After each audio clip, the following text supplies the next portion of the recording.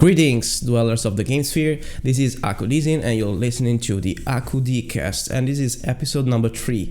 And first and foremost, I'd like to apologize to you people for a couple of things. The first is this has been a long time since episode 2. The reason is, unfortunately, we got robbed in our house, and it was a mess. A couple of thieves broke into my window, stole a bunch of stuff, and we felt scared and afraid of doing anything. So it took some time, but we're back on track. The second thing, I wanted to apologize for the last episode audio, which was a little bit boomy and difficult to follow.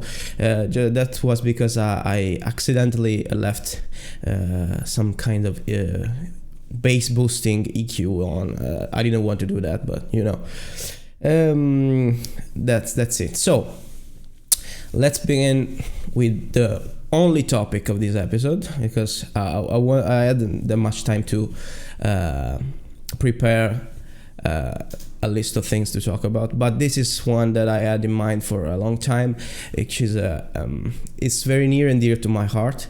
And unfortunately, I don't have many positive things to say about it. I think this is a rant that I had to do one way or another. And this game is Street Fighter V. So why I'm doing this is just because I love the game so much. I love Street Fighter as a franchise so much. I played since I was 10 years old, maybe earlier. I began with Street Fighter 2 Turbo. I always felt a deep connection with the game. So seeing what Street Fighter 5 is doing right now, it's really hurting my soul. So I felt I just had to talk about this a little bit. And there are two main aspects to the game that I really don't like how Capcom managed to do the stuff they did. And one is the business model. Their business model sucks. It's really fucked up compared to other games, of course. And the other thing is the whole online structure, the whole networking structure, net play, everything. Something wrong about that. So let's start with the business model first. So what they did last year was launching a bare bones game, really bare bones game. There was nothing in the game. There was basically nothing. For a full retail price of 70 euros here in Europe and $60 in the US. With $30 season pass, or 30 euro here in Europe, season pass that came with 6 characters post launch and some costumes, some colors. That's all. For the rest, you had to pay either with in-game money, which you had to grind by playing, or with real money. So other stages, other colors, other costumes for the characters and stuff like that, you had to pay extra something for it. So 70 euros is a lot of money, and you expect to have much more content for that kind of money right off the bat. And we had no arcade mode. No, this is an old rant. Everybody already ranted about this on the internet. But what I would bring to the table here, it's a comparison with another game that had similar content launch schedule, but a very, very different business model behind it that was sustainable for players, that was acceptable, that we player felt good to pay less money to have less content, and then pay another chunk of money after to get new content, but that was made in the right way. So Killer Instinct, I talked about this game many times before. They launched with a bare bone game, kinda like Street Fighter V. They had less characters, but they had more modes which is weird. And they had a really good online infrastructure from the beginning, which was important for me, for everybody who likes fighting games. Is really important. So they launched with this game with 6 characters and 2 more to come in the later months after the launch.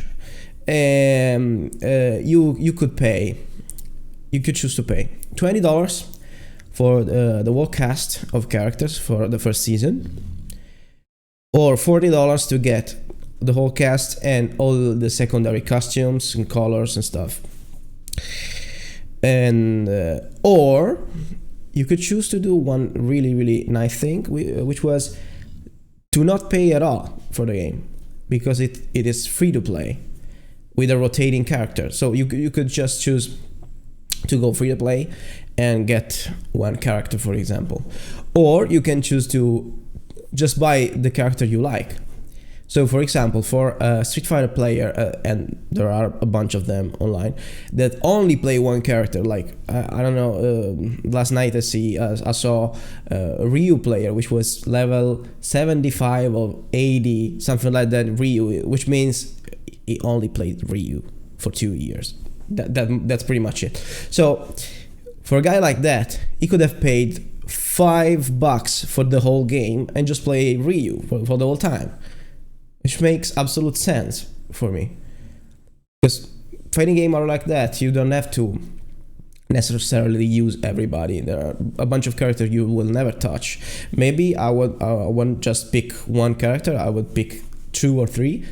Okay, 3 characters. I use only 3 characters. I pay $15, and I play for the rest of the seasons to come with just those 3 characters. I don't have to pay more for the seasons if I want them. If I want to play with season 3 characters, I can, even though I paid just for 3 characters on season 1. That's fair. I think that's a fair business model to go with, and it shows because downloading for KI just surpassed 8 million downloads. How many of them paid for the actual game? I don't know. I won't say, but there are a bunch of people playing online, and the game is healthy. As much as people say it's dying, it's 3 years old. The game is. There's always people playing online at any hour, and okay. Matchmaking, we get to that when we talk about the online infrastructure. So that's a fair business model to me for a game that doesn't ship with everything in it as it should. And instead, for Street Fighter, I had to pay $70 at launch. And since I'm a kind of a freak about content, if I have a game, most of the time I need to have everything on the game. I can stand to see character slots, and I can select. Also, I like to try out every character in the game, so it's fun. And in order to do that with Street Fighter, I had to pay $70 and $30 worth of season pass.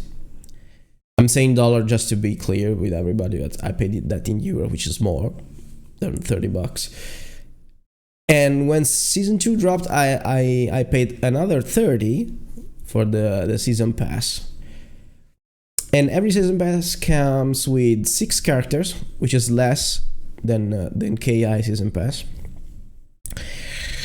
6 characters. I think they give you one alternative costume for them, something like that. No stages for the season pass.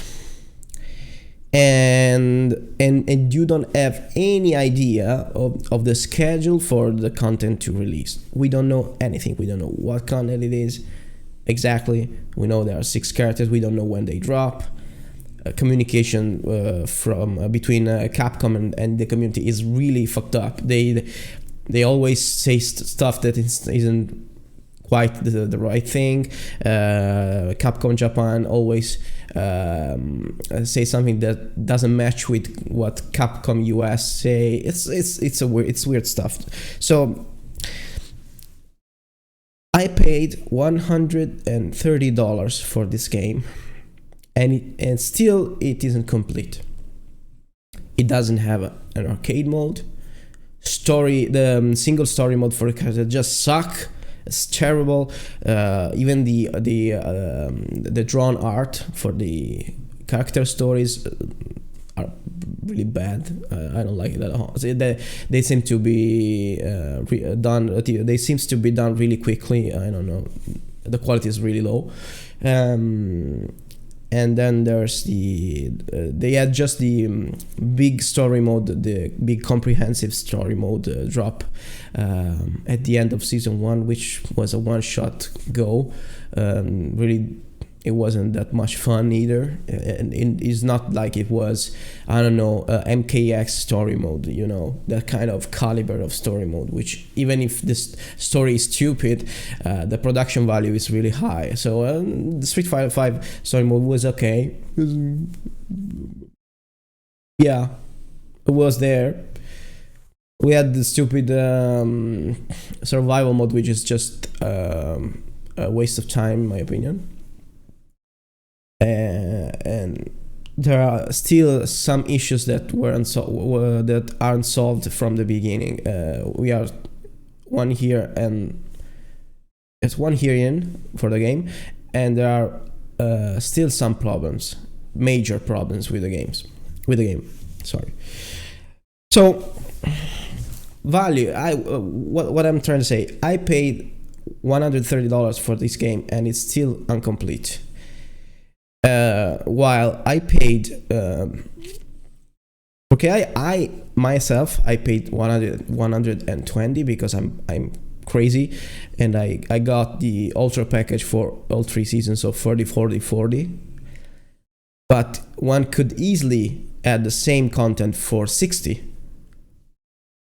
having all the characters, because you could buy $20 a season. So it's really, really nice value for money. And also right now, if you wanna go buy KI right now, you can get the whole thing, 3 season complete, and the I think it's called the Ultra whatever complete, I don't know, something edition. And now it costs $25 for everything, all the characters, all the costumes, all the freaking everything. Now that's value for money. Okay, the game is 3 years old, so it's okay to have discounted content. That's right, but you know, it's still cheaper. If I bought all the Ultra seasons, and still it's cheaper, and it has much more content. 2 story modes, the single player mode, the new single player mode, which is called the Shadow Lords, which is kind of a cross between RPG, managing game, and fighting game. It's really cool. I don't play it very much, because it's very time consuming, but it's really cool. It's the first thing something like that has been done for a fighting game, and I think people are loving it for what I can get from the community.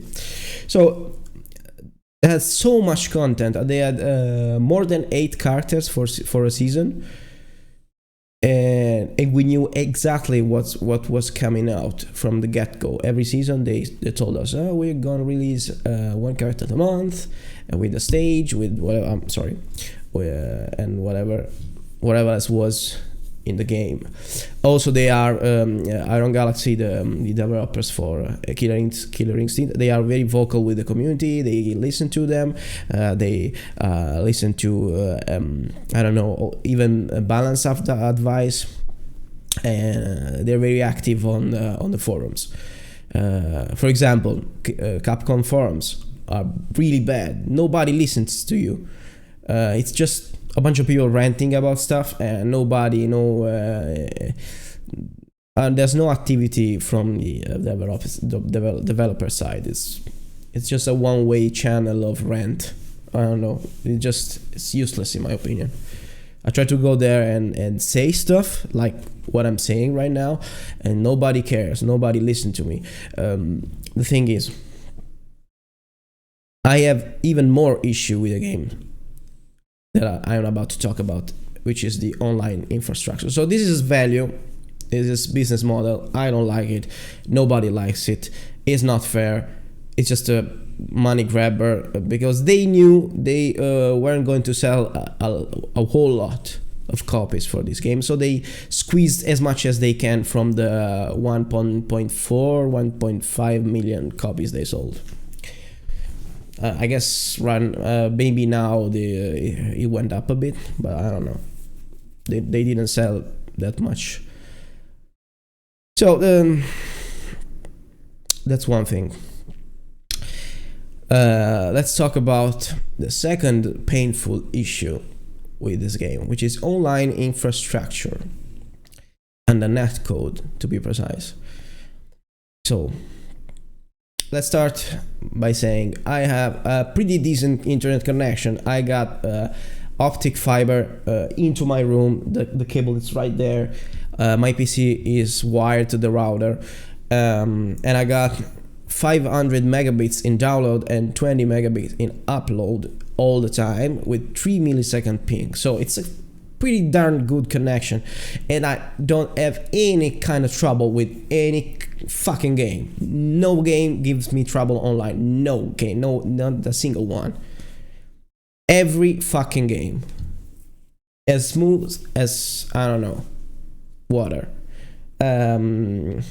I even play Unreal online, and it works fine. I got BlazBlue, perfect.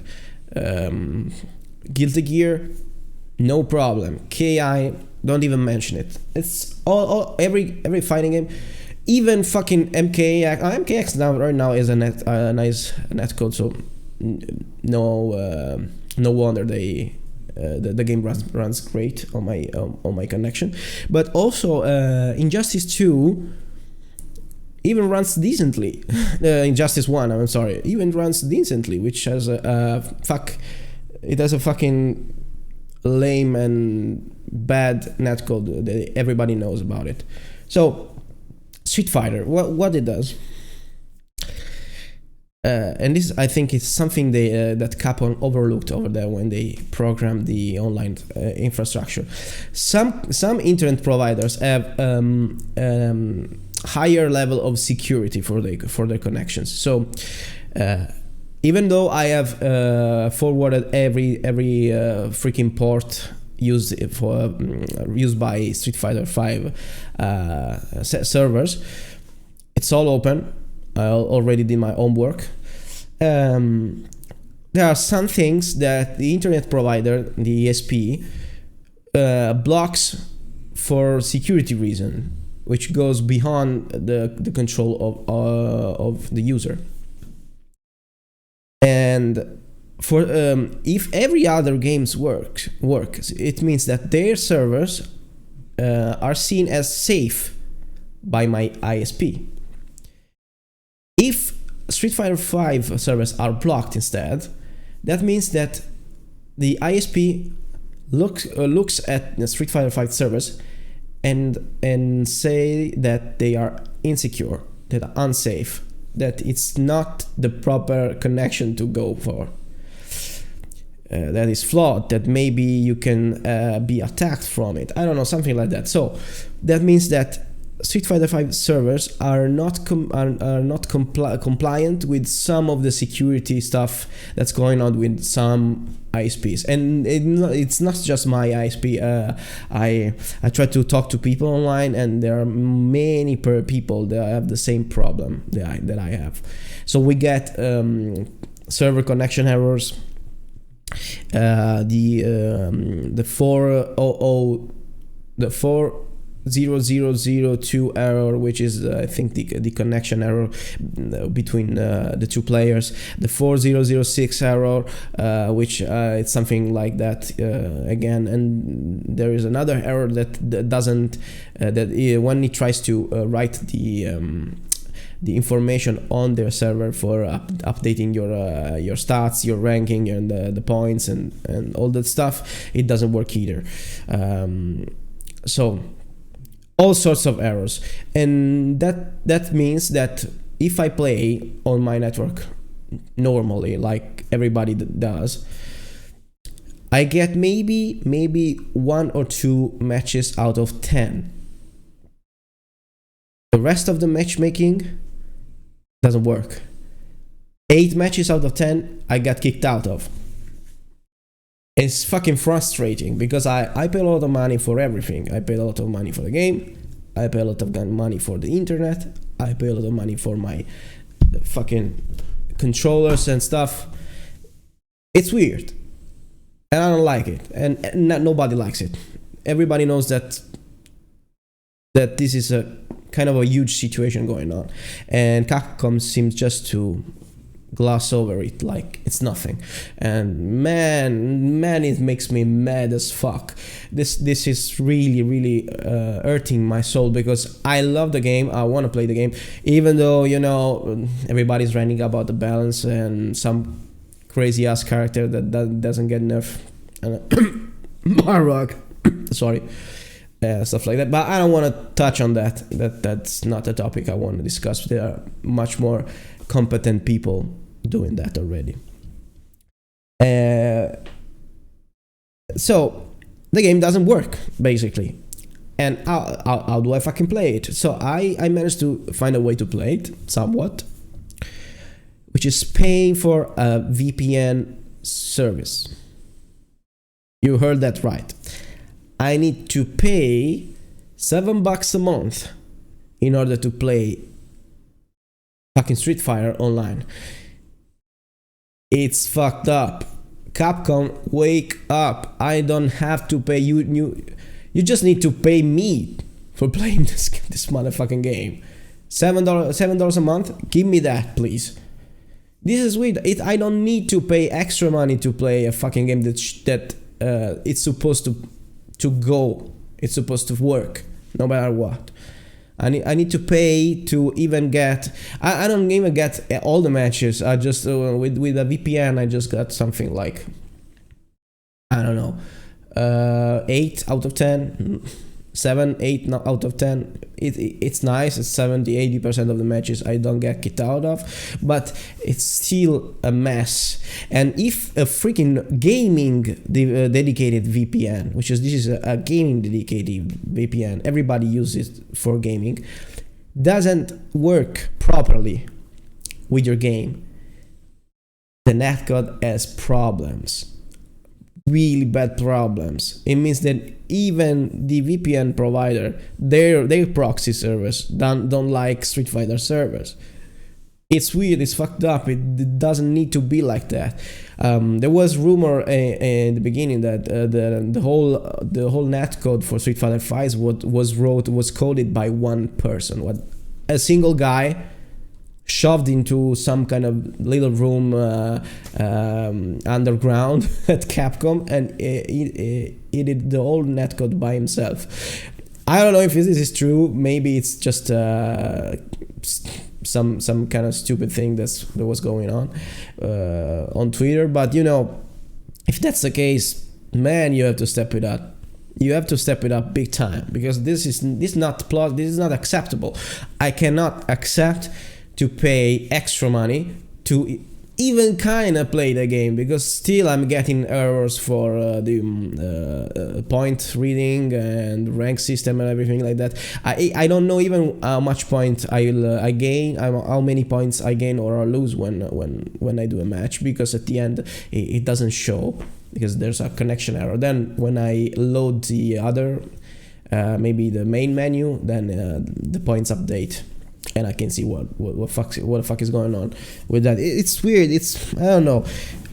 I don't think I'm the only one, because I read about other people online saying the same thing. And this is going on since the game launched 1 year ago. So my question is, why Capcom is not doing anything about this? Why the fuck they are ignoring this problem? It's a big fucking problem. And everybody says that the netcode sucks, even though they can play. Because maybe somebody is saying that it works, but it's laggy. Somebody says it's not working properly. Somebody says it's not working at all. It means that something's going on with the netcode. Why don't you invest in it? Why don't you invest on talking to people, talking to gamers, find out what's going on, try to fix it? Why you don't do that, Capcom? You're not doing it. You're just promoting the game for your tournaments, you're just promoting the game, you're just promoting the content that's coming out, which is not that much anyway. We don't know when the fuck the next character is gonna come out. We don't fucking know. Nobody knows. You keep getting people angry with your patches and your stuff, and the only one thing you really need to work on, you really need to do something about, you don't. I don't know, this is so stupid. It's frustrating because I love the game. I always do. I don't know, every other game works. So it's not me. I'm sure about that. It's not my ESP. It's not my computer. It's not my Steam account. It's not. I did all I could to try and make the game work, and I did in the end. But I need to pay for it, which is fucked up. Why I need to pay $30 worth of season pass when I need to pay $7 worth of VPN service every month? I don't know.